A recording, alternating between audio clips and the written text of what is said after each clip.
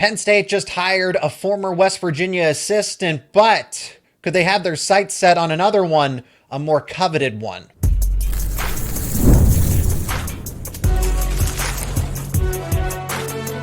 You are Locked On College Crossover, part of the Locked On Podcast Network. Your team every day. And you are locked on to the Penn State Nittany Lions and the West Virginia Mountaineers in this Locked On crossover. I'm Zach Sako of Locked On Nittany Lions. He is Mountaineer Paul of Locked On West Virginia. And thanks so much for making us your first listen and watch every single day. Let us know your thoughts down in the comment section as Penn State makes a move to hire former West Virginia defensive line coach Andrew Jackson. But there might be a bigger turn in the coaching carousel with Chad Scott. So Penn State just recently lost J1 Sider to the Notre Dame Fighting Irish. And now Penn State's in the market for a running back coach. And while nothing has been officially reported, there's at least rumblings that, hey, eventually Chad Scott is going to be a premier candidate for somebody, and Penn State just might happen to be the school this time around. So, Paul, I'm glad we get to chat about this today. I think this would be a slam dunk hire if Penn State does this. Now, there are obviously some other candidates as well where Penn State couldn't go wrong. But I'll say this, if Penn State does hire Chad Scott away from West Virginia, the results speak for themselves. I don't think there's very few other coaches that have been able to do more with less than Chad Scott. Yeah, he's truly unique. He's a unique guy. He has a unique perspective on life in general. The way he speaks, the way he interacts with the press, the way he just does everything is so Chad Scott. And man, you know, what he does better than anybody I've ever seen is forge relationships with his players. We hear about this a lot with coaches. They forge relationships with their players. Chad Scott is elite, capital E, at doing that. He is so good. And look, there are players on this roster right now that probably wouldn't be here springtime if he would go to Penn State, let's just say. And that's how beloved he is. You know, West Virginia is paying him $700,000 to be the running backs coach. Like he's getting a big, like he's paid his worth. Yeah, he was made. You know, he was made. That's what he was to be an OC last year. They kept that same salary for him. You know, and because they didn't want to, they let him go briefly, and then was like, man, we made a mistake. And because Rich Rod, I think, had a couple other people in line that he knew better, and realized, okay, I let Chad Scott almost go here, and we brought him back into the fold. And so that's another thing you wonder, like, how close is Chad Scott to the current staff? You know, does he feel wanted? Does he feel like he was kind of like on the back burner? There's a lot going on here now. There are the relationships with the current players to think about as well, which is always hard to pull coaches away from. But if Penn State offers him a job, it's going to be hard for him to turn it down.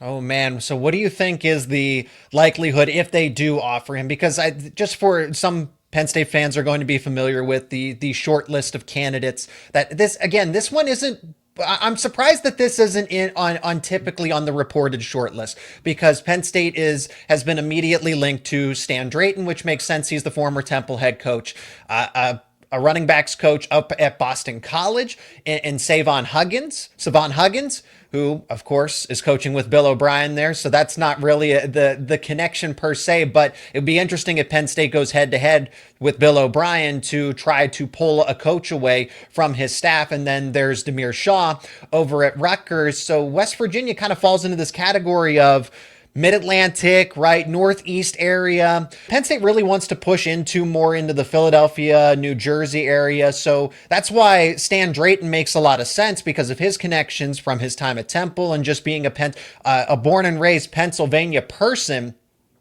But Chad Scott, developing C.J. Donaldson, Jaheim White, the production that he is at West Virginia's ground game, the biggest part of it, aside from the player production, is in fact Chad Scott. And I think you mentioned an important point just to consider. Does Chad Scott feel any type of way of being slighted that he's taking, so now he is being paid, he is being compensated, but his role, he took a step backwards in terms of his title. He did. Yeah, he did, and obviously that was going to be expected since Rich Rod calls the plays. Like, he's the de facto OC, even though he's the head coach. Yeah. Sure, they could have given Chad Scott the same role. There is no named offensive coordinator right now, which is kind of Hmm. strange. We have a couple guesses as to who it is, but overall, it's like I guess we just assumed it's Rich Rod, and that's why Yeah. we were able to go out and hire Zach Alley away from Oklahoma because the offensive staff just hasn't needed as much love on the money side. So that's been a plus. But as far as Chad goes, you mentioned those two running backs, and there have been a myriad of others. Letty Brown, plenty of other guys that he has developed into NFL caliber players. And another thing is he, he walks into guys' living rooms and really does get guys that want to play for him. And it's not just running backs. He's very well versed in all players on the skill position side of things. He goes into wide receiver houses. He goes into running backs houses. He goes into some quarterbacks houses. Neil Brown, that was his right hand guy. So Yeah. they traveled together a lot of places when he was in Morgantown. And so he kind of got that head coaching rub. And then obviously taking over, he has a myriad of experience because he got to coach in the bowl game this past year. Yeah. And the offense looked better than it ever did under Neil Brown in one game against an 11-win Memphis team. I mean, they were a good football team. And he understood what Neil Brown didn't in that game, which was tempo with Garrett Green, not running him like what you would Drew Aller, slowing it down pro Hmm. style, had him read defenses. No, you got a quarterback that can fly, getting go, go, go. And for whatever reason, Chad Scott tried Neil Brown's way in the first quarter and decided, nope, we're going to go. And the next thing you know, Garrett Green has over 300 yards passing, over 150 rushing. And it was a great offensive performance from Chad Scott's point of view. Great call, great game he called there. The connections to the southeast part of the country, because J1 Sider, everybody talks about the Florida connections, how he was able to recruit well. Chad Scott's from the state of Florida, has Yeah. spent time at Kentucky, at North Carolina. So there are some stops along the way in that part of the United States, even though he spent a lot of time at West Virginia since 2019 here.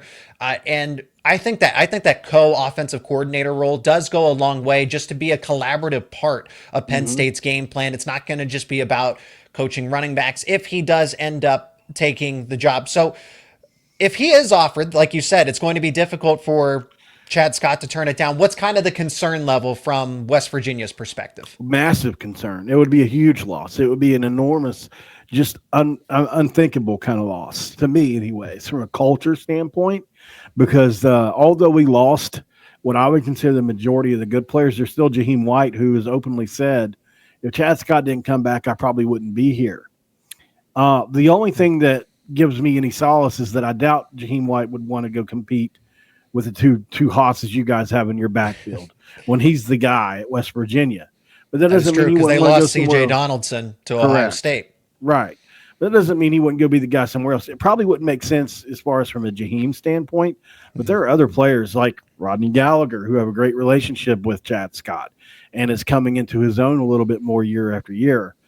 Certainly a PA guy that Penn State would probably look at if he wanted to come that way. But, other than the players, I mean, Chad Scott just brings his own energy. I think it's probably, I would say 60 he stays, 40 he goes. Okay. And that's pretty high, honestly. I still think he would stay at the end of the day because it's late in the process. There's some unfinished business with this team that's left over. There are guys that have invested and stayed with the program specifically because he came back. And so it would kind of be like he's leaving them in the dust in a way. And I think that's the one thing that I hold on to and say, because Chad Scott is just that loyal and that great of a person that I don't Okay. think he would leave these kids behind. But at the end of the day, you can't fault a guy for moving up a level to Penn State either. So you're balancing it there. It would certainly be a great hire from Penn State's perspective, just kind of thinking through, okay, the success with Jaheim White, CJ Donaldson when they were both available, the way the ground game was when he was the running backs coach and the co-offensive coordinator. You give him Penn State's resources, Penn State's brand power. What could Chad Scott do with that? So it would be a great hire for Penn State. There are other candidates that are maybe take precedent here, but I don't think Penn State settles any sort of way if they are able to make this hire. So we'll see how this unfolds as the running back coach search continues for the Nittany Lions. Now, somebody that Penn State is very familiar with because he was on staff once upon a time as a grad assistant. He was most recently the defensive line coach at West Virginia, and Penn State brings him back as an assistant defensive line coach. So go figure the impact that Andrew Jackson could have in this role collaborating with Deion Barnes. We'll get Mountaineer Paul's take on it on the other side of this break. And today's crossover episode is brought to you by Wayfair. After the holiday hustle, and it seems like the holidays are so far behind, but there's nothing like giving your home a little TLC if you've gotten away from that. And you can find that decluttering and refreshing your space helps you get back into a routine. Whether you're just tidying up, clearing out, or you just want to give your space a new look to start the new year, Wayfair has everything you need, and it's all within your budget. You can look at furniture, and there's a huge selection on Wayfair that makes it so easy to find the pieces that fit your style and your budget. The best part, the hassle-free delivery, even for those larger items. Wayfair's site is so easy to navigate, and you'll find everything you need in no time. There's something for every home, every style, no matter the space, no matter the budget. And Wayfair makes it easy to tackle those home goals with endless inspiration for every space. And if you're in a time crunch, that delivery, that fast, hassle-free delivery comes in pretty conveniently. Give your home the refresh it needs with Wayfair. Head over to wayfair.com right now. That is WAYFAIR.com. Wayfair, every style, every home. Andrew Jackson is now an assistant defensive line coach, and Penn State is really loading up here. And in the final segment, we're actually going to talk about how West Virginia could pose some recruiting issues, be a thorn in the side to Penn State potentially. But Andrew Jackson returns to Happy Valley, was a grad assistant for one season, and then ultimately moved on and had some different stops, but then settled in at West Virginia for the past 3-4 seasons here. And now I think, Paul, you remember back to when we had our debate. Is Penn State, West Virginia doesn't have a chance, and well, they didn't. So I'm gonna pat myself on the back for that take. But one of the things that I did criticize was defensive line production, and you stood strong and said that out of all the concerns that West Virginia should have, defensive line shouldn't be one of them. Now, Penn State's offensive line held up pretty well, but the defensive line, I think adding another person in the room like an Andrew Jackson to go along with what Deion Barnes is doing, Jim Knowles, of course, with his ability to coach up pass rushers, and then they just added in Greg Cattuso, who was the head coach over at Albany. So it's kind of this collection, this collaboration of coaches that have just been doing this and coaching defensive line for a long time. So he wasn't part of the staff for Rich Rodriguez. He was let go, whereas Chad Scott was rehired back. Andrew Jackson was available. He returns to Penn State. So what does this move for Penn State mean? It's a home run. I'm telling you right now, you guys got a home run hire here. Andrew Jackson, not only did he coach Dante Stills, who's one of the better up-and-coming pass rushers from the interior in the NFL right now, all-time leader in sacks in West Virginia history, he developed him. And you look at what he was able to do this past year. West Virginia's defense was number 1 in the Big 12 and tied for 19 in Power 5 in sacks with 33, 84 tackles for loss. They were number 2 in the Big 12 and tied for 14th among Power 5 schools with 16 sacks, 35 tackles for loss.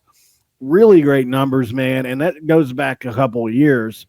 Like I said, the Dante Steele stuff, you know, he was 59 career games, 52 and a half tackles for loss, 23 and a half sacks. I mean, he really, really did a great job with Dante. And then you look at going back even to 2021, the defensive line finished with 20 and a half sacks, 40 tackles for loss, and was ranked number 39 nationally. He was by far the most consistent developer of talent on this entire staff during the Neil Brown era. And there's really not a close second. I guess you say Matt Moore on the offensive line would be second. Okay. But Matt Moore struggled his first couple years until they got something going. It was rolling from day one with Andrew Jackson. No drop off. There were three deep at every position. It was never the weakness, always the strength, and really given a little attention. He took guys that were 6'4", 190 pounds and turned them into 6'4", 290 pounds, and that three down front, and really turned them into meat and potatoes. Held up well against the run. And really, West Virginia didn't pass rush their D lineman much there, but man, did he get production out of him this past year? And then you look at a guy like T.J. Jackson this past year, who was an elite pass rushing defensive tackle for West Virginia, literally unstoppable multiple games this year. That was all Andrew Jackson too. So at the end of the day, and remember, he interviewed for that Penn State job. He was on their short list even back whenever the last time your job came open. We were worried about losing him then. So I think it's kind of come full circle. I'm glad he's able to go back to Happy Valley where he was there for a couple years. And I think he's an absolute slam dunk. And if you guys lose the guy you got, he'll be an easy plug-in guy, plug-and-play or plug-and-coach, however you want to word that. And he's good. He's really good. Yeah. That'll be interesting because I guess the debate, people wouldn't naturally assume that Deion Barnes, being a Penn State graduate, how quickly he was promoted from just a grad assistant to taking on the full defensive line coach, being in charge of recruiting. He's still the guy. He's just going to get some additional collaboration. It is Greg Gattuso with all the background in defensive line experience where he's everywhere he's been until he took on the head coaching job. It was some responsibility with the defensive line. Then you add in Andrew Jackson, who is familiar, is from that New York area. So we'll see what kind of involvement he has in recruiting. And it's just better. You just have all of these minds that understand how to take up space, get after the quarterback, stop the run. So it's kind of the more the merrier the situation. You just have more people working towards a common goal.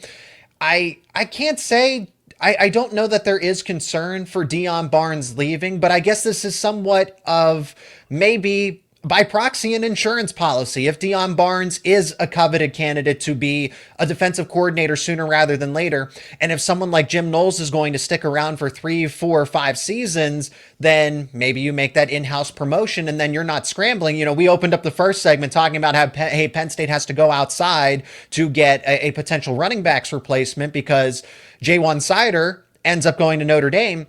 Well, you don't necessarily have that situation now. If Deion Barnes ends up getting a promotion elsewhere, Penn State can't exactly compete because there's really nowhere for him to move upward, kind of like a Jaywan Sider, but this time you have a backup plan. So whether that's an Andrew Jackson, whether that's a Greg Gattuso, Penn State's almost in a sense kind of hedging its coaching rotation. I like that. And look, like I said, he would be great. I think, an analyst job is probably below him at this point in his career, but he got fired late in the cycle. Yeah. And, at this point, I mean, as well as I do, you can have as many assistants as you want these days. You can have 10 positional coaches and then, you can have 10 doing something else. And it's like, man, you can just have so many coaches. And it's kind of like what Nick Saban was doing where he had all these great coaches around all the time. Why not do it at Penn State? That seems to be in the blueprint, the game plan. I like what Penn State is doing. So Andrew Jackson's efforts will certainly be appreciated, but we'll see. And I don't expect Andrew Jackson to stay at Penn State for a long time because you mentioned it. This is quote unquote beneath him. Maybe not the brand, maybe not the location, but the responsibilities. Right. He should be a defensive line coach. He's been at a Power 4 school for multiple years, and he's worked with some really good talent along the way. When he was at Mississippi State, he was working with the likes of a Jeffrey Simmons and a Montez Sweat. And those guys have had, for the most part, successful NFL careers, and they made a huge impact in college football. So he was working with them. He deserves some credit for that as well. And now, granted, I am not afraid to own my take and say that, hey, Penn State, certainly, the West Virginia's defensive line wasn't as good as it was. But in respect to that game, they led the Big 12 in sacks. They led the Big 12 in terms of overall defensive production. I think part of it also has to do with scheme. I think if you're going to criticize West Virginia's defensive line, you might have to take into account that maybe the defensive scheme wasn't the best. And I know that on your show, from your point of view, that there were rumblings that the defensive coordinator should be fired. So that's all kind of a domino effect where Andrew Jackson's not going to look as good, because of other systemic issues. That's fair. Yeah, guilty by association. I hadn't really considered that, but yeah. You look what Dante Stills, by the way, just did in the Cardinals last year. 42 tackles, 5 sacks from the defensive tackle position. That's really good. Just pointing that out. Like, he developed that guy for the next level. Like, he's basically the guy that developed Dante, and I always thought he did a really good job with him. So it's nice to see that paying off in the league. And then Sweat and Simmons, pretty good to have on your chip. Penn State fans should like this move at the end of the day, to sum it all up. Now, West Virginia isn't going away out of this discussion because this is something Neil Brown didn't do. Yeah. He didn't recruit. He didn't emphasize the Pittsburgh area, and Penn State has had a stronghold in the western side of the state. Now, Rich Rodriguez is going to change that. Could that present issues to what Penn State has done so well over all of these past recruiting cycles of the past 5 years? We'll discuss it more after a quick break.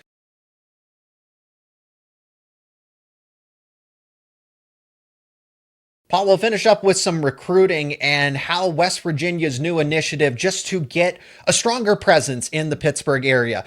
At the end of the day, everybody who is affected negatively the most is Pitt.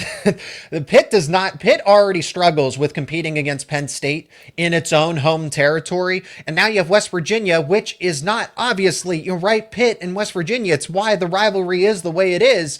They border so closely to one another. And right. Penn State has continued to go into the western side of the state, and they haven't had any resistance. And my point above all else, even though, I don't think West Virginia is going to overtake Penn State by any means, but if they're able to get 1 recruit, 2 recruits, 3 recruits that Penn State would normally be targeting, that in itself is a big deal because you're just kind of subtracting what Penn State could add to its class, future recruiting classes here. And Rich Rodriguez is well respected. I think it is the fact that Neil Brown didn't emphasize, whether he didn't get along with people in the Pittsburgh area and didn't resonate with his recruiting message, whatever it was. The fact that Rich Rodriguez is going to put an initiative on getting back into the Pittsburgh area, because there are a lot of talented prospects there that most ultimately go to Penn State. But if West Virginia is able to cut into that, that is an issue. It was part of his first run. They recruited Pittsburgh hard. Pat McAfee, guys like that came from Pittsburgh. And, it was a big part of the culture then. We all know how blue collar the city is, that area is, and it really is. It's very similar to West Virginia from a toughness, from that kind of factor, the blue collar nature. There's not a lot of difference, as far as that goes. They're so close together. It's not, the accent might be just a little different, I guess, if you want to say something's different, but it's really a lot of the same type of people. And Rich Rod, I think, in this situation, Rich Rod knows what works at West Virginia. It may not have worked amazingly at Michigan, may not have worked amazingly at Arizona. He's turned it around, obviously, at Jack State, and he did great Ole Miss, other places he's been. Mm-hmm. I think he knows how to win at West Virginia. And while you can't fully replicate everything you did last time, I think he's better equipped than anybody to say this works, that doesn't work. And PA was a big part of that. A lot of our best players came from PA. And I think this is going to be a big move for us going forward, because I think we're a better brand than Pitt. I've always thought that. And especially with Narduzzi at the helm, I've never really felt good about him as a recruiter anyway. Don't like their staff. I don't really like much about them. I don't know what that's all about. Don't blame you. So, and I think, Narduzzi head-to-head with Rich Rod, it's a KO. I think so too. It's been that way with James Franklin for the past decade now. They won the 1 game, and Penn State ultimately turned that. Hey, they lost that game, but they ended up with a Big Ten championship, and they ended up getting to the Rose Bowl that season. But every other time, Penn State has absolutely smothered Pitt. So this, like I said, this hurt above all else. This is only going to hurt Pat Narduzzi and the Pitt Panthers. And I think that's why Penn State is starting to shift its recruiting focus a little bit. Hey, you have Jim Knowles, so instead of branching out wide, why don't we dig deep? Let's focus on Philadelphia. Let's focus on the New Jersey area and go back towards the eastern part of the state, because we've let a lot of prospects leave that area. Pittsburgh, as strong as it's been, might get a little more complicated now with a Rich Rodriguez just focusing his attention more so. And we talked about it even before we hit record on the show, that Pat McAfee is such a strong influence for West Virginia. His connections to the Pittsburgh area, since that's where he was born and raised.